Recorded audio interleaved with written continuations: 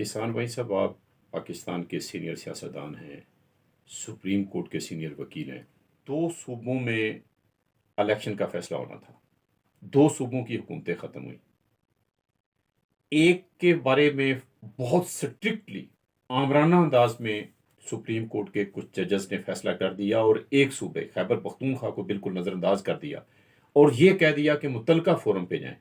इससे क्या एक बात तो ये साबित नहीं हो जाती कि ये फैसला मुतलका फोरम ने नहीं किया, और दूसरी ये कि अगर ये मुतलका फोरम था, सुप्रीम कोर्ट ये फैसला कर सकती थी, तो उस सूबे को क्यों नज़रअंदाज किया? इसलिए नज़रअंदाज किया कि इनके मुफादात पंजाब से वाबस्ता, सारी पाकिस्तान की छोटे सूबों की पॉपुलेशन इकट्ठी की जाए तो पंजाब की पॉपुलेशन जो है वो ज़्यादा है।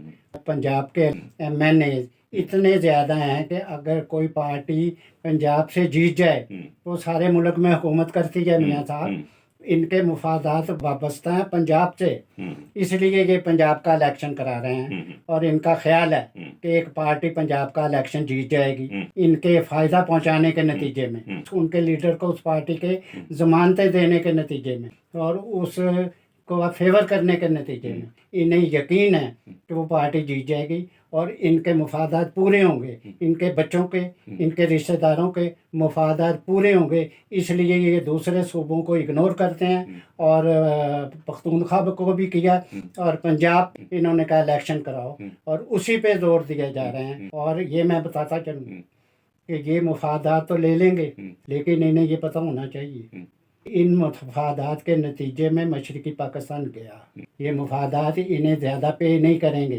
ता वक्त है कि ये अगर इन्होंने पासपोर्ट बनाए हुए हैं कि ये निकल जाएं तो दूसरी बात है, लेकिन ये बड़ा खौफनाक रवैया है कि एक सूबे को जो बहुत बड़ा सूबा है उसके मुकाबले में बहुत छोटे सूबे हैं, अगर उसको अहमियत देते जाए सुप्रीम कोर्ट और जजेस, उसको उस सूबे को फेवर करती जाए तो ये मुल्क के लिए बहुत नुकसानदेह होगा और इनके लिए भी बहुत नुकसानदेह। ये कहा जा सकता है कि अगर फुल कोर्ट के ज़रिए फैसला होता और दोनों सूबों से मुतल्लक होता और आम इलेक्शन के मुतल्लक होता, फुल कोर्ट ये फैसला करती तो ज़्यादा काबिल कबूल होता। मैं ये कह रहा हूँ जी, आप तो ये फुल कोर्ट और फुल कोर्ट बेंच और लार्जर बेंच और ये मैं कह रहा हूँ सारा सिस्टम तब्दील करना पड़ेगा।